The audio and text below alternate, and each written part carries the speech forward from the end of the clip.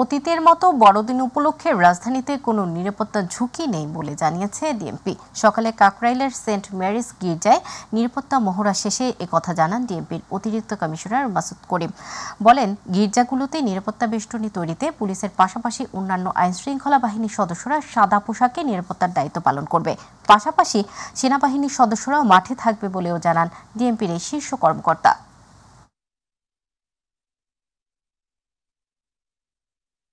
চার্চসমূহে নির্বিঘ্নে বড়দিনের আনন্দ উৎসব করার জন্য সর্বাত্মক প্রচেষ্টা করেছেন।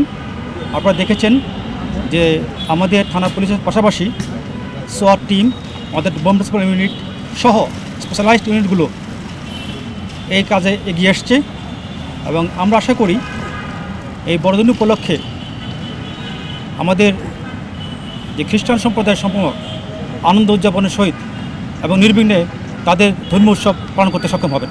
আজকে সন্ধ্যা থেকে আমাদের বড়দিন উৎসব শুরু হয়ে যাবে।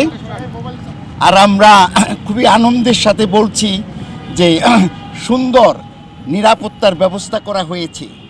আমাদের ডিএমপি পুলিশ বাহিনী, সোয়াট বাহিনী এখানে ইতিমধ্যেই তাদের মহড়া দিয়েছেন।